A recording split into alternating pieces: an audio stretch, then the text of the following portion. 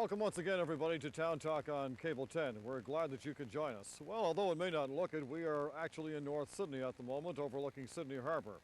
And we're going to take you now across the harbour to the Sydney waterfront, where we taped a program during a warm afternoon in August. We're here on a spectacular August afternoon with our good friend Paul Young. Paul is a broadcast technician with CBC and also president of Nova Scotia People First and vice president of People First of Canada. Paul, it's a great pleasure to be with you today. Yeah, it's nice to be here, Murray. Well, this is quite a spot, isn't it? Yeah, it certainly is. This is the first time we've done a broadcast from this location, and it's a real pleasure to be here with you. And let's tell our viewers, the People First designation has always intrigued me. What does it mean and why was it chosen? The word People First was first used way back at a conference in BC in 1974. And people who have been labeled mentally handicapped were tired of being called mentally handicapped. And someone asked them, what do you want to be known as? And someone said, we want to be known as People First. Oh, right. So the term is that we are people before we are handicapped. Exactly. Okay? Which is the way it ought to be, of course. Right. But it's not. All right. But at the same time, as you said to me before we went on camera, Paul, which I thought was a very succinct observation, you've gone from a committee stage or a group of individuals many years ago to a full-fledged organization now. Yes. With People First in Canada, it is the only organization we know of structured in a federal way. People First of Nova Scotia, which I am president of, is a member of People First of Canada. Okay. Right. And that the Sydney local, Sydney People First is a member of Nova Scotia People First. All right. So it's structured municipally, provincially, and federally. Much like our government, eh? Yes. Right. And more, that's why, because we are not only dealing with the individuals, but we're in a group. We're dealing with issues that concern us, and of course, government is structured that way, so yes. we must be structured the same way. I was going to get to this question later, Paul, but since we're talking here about the national status, you had an international conference in June, I understand. Yes, it was the third international conference in Toronto from the 25th of June until the 29th of June, where over 1,300 delegates from 32 different countries attended. Real cosmopolitan atmosphere. It was the largest People First international conference ever held. I think in 1988 there was about 80 delegates in England, but this is the largest ever. You were there? I was there. I was the co-host the opening ceremonies. Did 2 sessions on relationships. Marriage is one, and the other was when parents won't let go. What a tremendous thrill for you and an honor as well to be the co-chairman. Tell our viewers just for a few moments then about the highlights. What was the highlight for you, Paul? What sticks in your mind?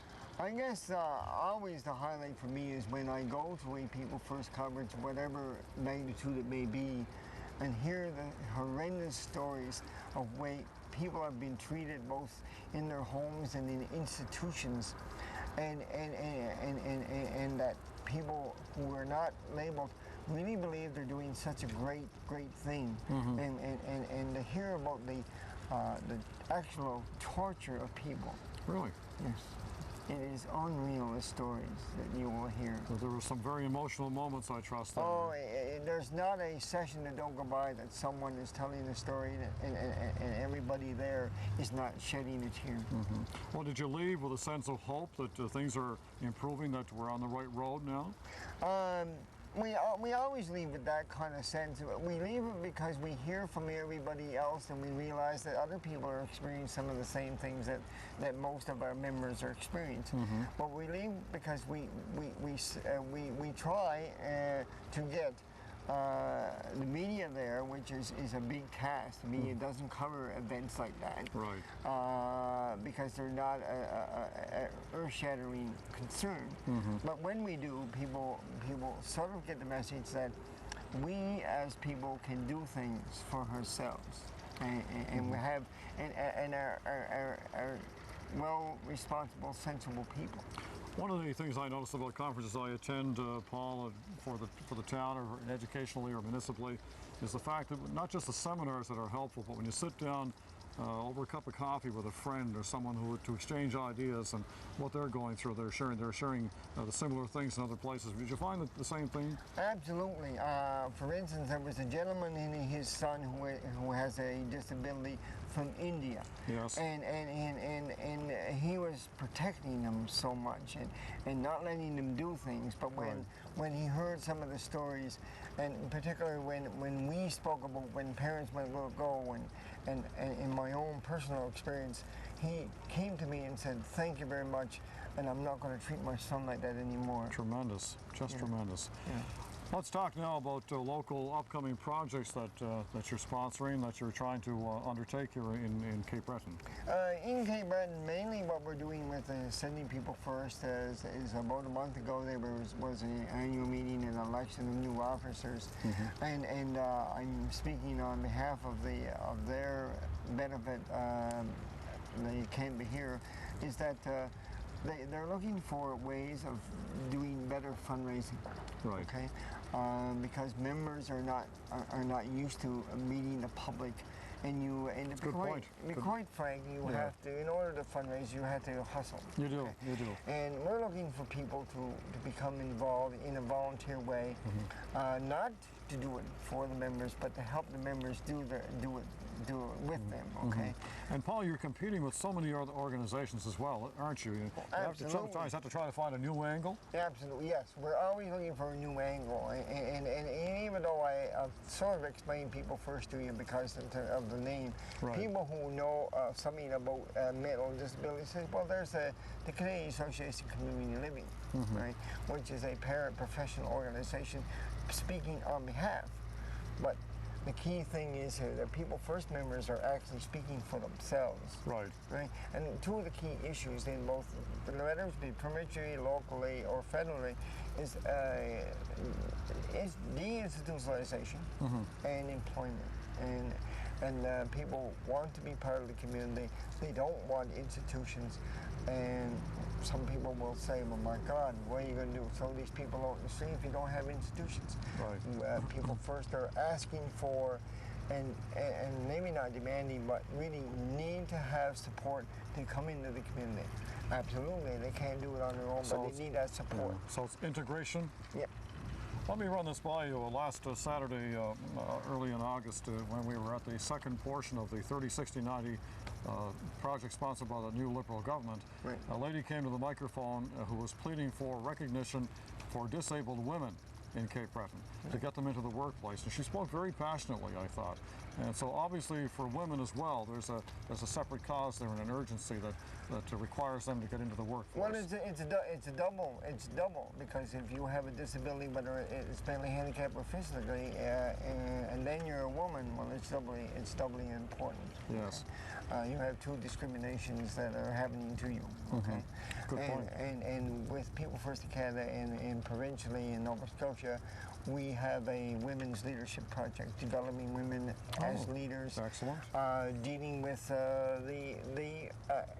as able-bodied women's issues about employment, about harassment or sexual assault or battering or whatever the issue may be. It's exactly the same issue. Let me ask you, are there more opportunities that are developing now as a result of People's First work over the last number of years, and education, is it playing an important role? Education is an important thing, but it's not meeting as far as People First are concerned. The funny is we're coming up with a policy on deinstitutionalization, and education is a big part of that. Right. And we are not there. There's not meeting the needs. Special ed classes, special ed classes is not the answer. They need to be part of the community that are part of the system, educational system, with every other children. And that's slowly coming. But and the reason why on this is the one basic thing about that is that we're talking about environment. So if you're in a class or a workshop or whatever it may be that a traditional service may be set up for people with mental handicap, we're talking about an atmosphere. And if you're in an atmosphere where you're told you can't do something, and everybody's there because you can't do something, then you will not do anything. That's true enough. Okay. Now, what about looking for volunteers? You're constantly in quest of more people, of course, but here's an opportunity for you to perhaps plead your case before our viewers. Well, we're looking for volunteers, and when we say that, we don't want to look a gift horse in the moat, but we're looking for volunteers who might have an empathy for people taking control of their own lives. We're not looking for people who want to domineer or to run things, but we're looking for people who want to support and to show people how to do things to themselves. Exactly. That's what we're looking for, right? And of course, volunteers are hard to come by, but to be quite blunt about it, that's the kind of people we're looking for. As I said before, to do fundraising, maybe to help write letters, maybe to help do something in the People First office, or to support them in any way they can, or just to say what a great job you're doing. How can I help? Isn't that so important too, Paul? That moment of encouragement. For example, I'm sure you must have people who come forward to you occasionally and say, "My goodness, Paul, thanks for this," or "Someone made this opportunity available for me, and I feel as if I'm growing now." Do you get that good positive feedback on occasion? Yes, you do, with volunteers, you mean? Is it? Yes, right. In terms of, well, not only that, but also people who come forward and say that they've gotten employment somewhere, or as a result they feel better about themselves, the self-esteem has risen.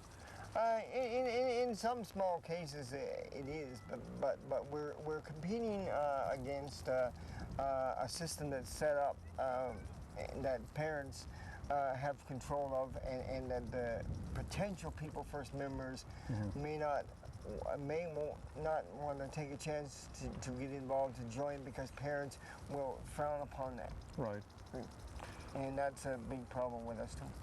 Tell me about the government recognition of your program. Do you find that they're listening a little bit more acutely to your concerns? I would say that yes, particularly one department, the Secretary of State, has been very, very helpful through the Disabled Participations Program. They have supported us immensely. They have tried in every way to get other government agencies, with not much luck as yet, to support us in a lot of ways. Well, that's encouraging, though, isn't it? Yeah. Municipally, have you approached municipal governments? Are they just perhaps too financially strapped to take a look at another organization? Or? Well, in about 3 or 4 years ago, when we first started People First in Sydney, we needed some support in getting members to meetings by renting a van, and we had no money or able to rent a van and to access the driver for that van. And through the Joint Expenditure Board at that time, they were very, very good and instrumental in giving us some funding, and still are funding this, but not as much as they used to, because of the very thing you just said. Yes, it becomes more difficult all the time with all the various demands. My biggest frustration is that the buzzword today is the private sector, but the private sector will not support an organization like ours. They feel it necessary to support the traditional segregated services, such as Special Olympics, and pouring a lot of money into that instead of pouring money into helping people gain control of their lives, so they're not a burden on society. Well, that's an excellent point. Maybe that's something that people will listen very carefully to, and perhaps take it in a different approach in the future. Paul, our thanks to you for taking the time to come down today on a spectacular day. Especially in letting me sit in this nice warm sun. It's a wonderful spot, there's no question about that, and people who wonder about the expenditure of money should only come down here, or should come down here and just sit down for a little while and realize what a magnificent area it is. So the best of luck with your future endeavors. Well, thank you. And we'll look forward to talking to you perhaps next year. Oh, hey, I'd be glad to do that. That's good. Paul Young, who was People First President here in Sydney and Vice President of the National Branch. So they put on into the backyard. back. As soon as they You know how that works? That's like, if that's the way you speak it, that means as soon as they had. It doesn't take much to make a difference. You just have to choose a cause and volunteer. Because the words tell you. Welcome back to part 2 of Town Talk, and you're looking at the Delta Hotel as our camera pans over the Sydney waterfront, and we're very pleased now to be able to introduce to you Mr. Jim Alton, who is the volunteer project advisor for People First. And once again, welcome to Cape Breton, Jim. Hello, Mary. Now, your job is a very interesting one, and it carries you to Cape Breton on this occasion for a variety of purposes, I understand, Jim. The reason I'm here this time is that it's time for to put a few more proposals together to try to get some funding for People First to do their work. And so I'm just here for 3 or 4 days, and we're putting together some new proposals for money. Well, Paul is an excellent chap to work with, that's for sure. But look, it's a constant irritation, isn't it, this funding aspect? I mean, every organization has to deal with it, but it's more difficult as we go along. But how do you come up with some new innovative ways of doing things? Is that what you're searching for now? Well, Paul talked about credibility, or he might have talked about credibility, and earlier, because it's a big deal. Traditional services have a lot of credibility for good reasons. Right.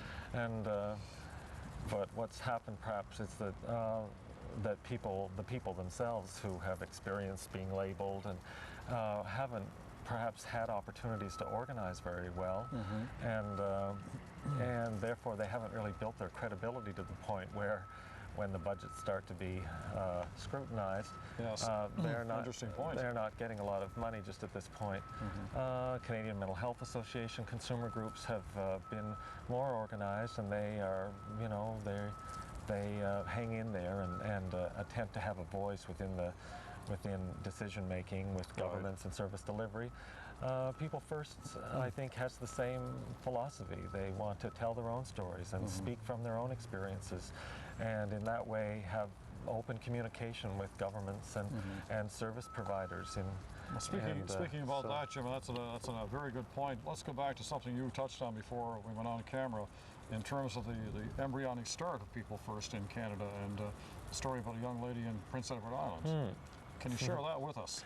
Well, I was interested to know that it was one of the beginnings of People First. The Canadian Association for Community Living has really fostered an interest. Those were parents and parental advocates on behalf of their children's or brothers or sisters. And that organization really has been quite well organized and influential. In the mid-'80s, they established at the national level a consumer advisory committee on their national board. And right at that time, interestingly enough, there was a woman in Prince Edward Island who the media has called Eve, who didn't want to have a hysterectomy when her mother wanted her to. And so it was good timing in that this Consumer Advisory Committee on the National CACL board was given enough money through the National CACL to hire a lawyer and to support that woman in court to say that she had a right to say no. And so through a 4-year, I think, struggle, that committee with Eve and this lawyer fought that she had a right to say no, and they won the case.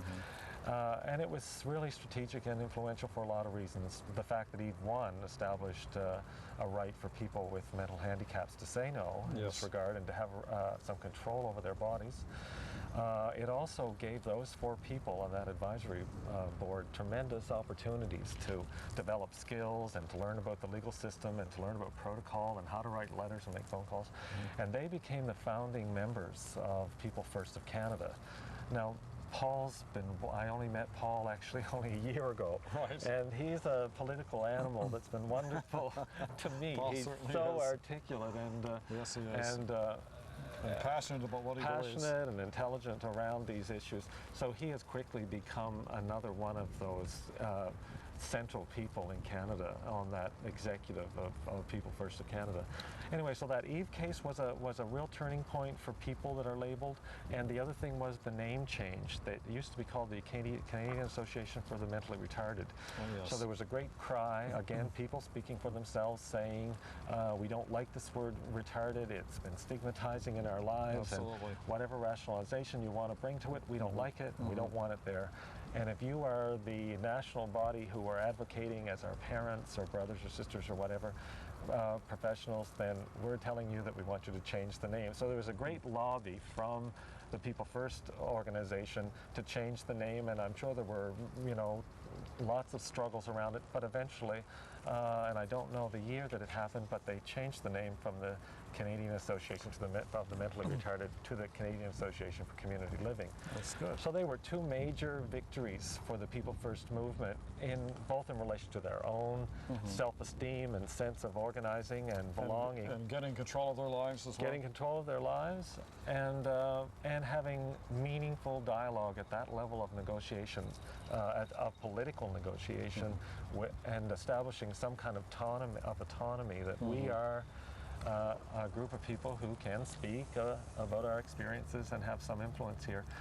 Let me ask you just for a moment, if I can, about a recent occurrence in your area, in the metro area of Halifax, Dartmouth.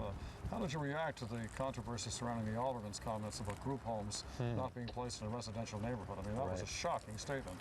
I was actually out of town through that whole situation. I was out of the province through all that.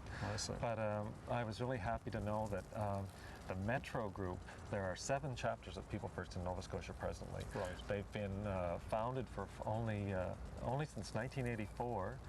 Now there has been primary funding from the Secretary of State for specific projects, but last year the Department of Community Services also gave a small grant which did allow a little bit more work. So they've grown to 7 chapters. Excellent. And that Metro Group, they've been having a series of workshops during the winter, and so there were some People First members in Halifax apparently who were really articulate about that, and what was wonderful for me was to hear that they were interviewed on the CBC Morning Show. Yes, they were. The day after the event, and they were really articulate about that. A man named Spencer Bevan John, who has a new publication called Ability Network. Yes. It's a magazine that's really doing well. He's been some support to that Metro People First group, and again, that's what People First is about. It's about trust and friendship and support from other communities. It's not about independence, perhaps it's about interdependence within a community. So you've had that experience perhaps provincially and nationally. Do you see a change? Are we making progress, or is the perspective of people toward those who are handicapped changing? For the positively, I mean. I hope so. I certainly hope so.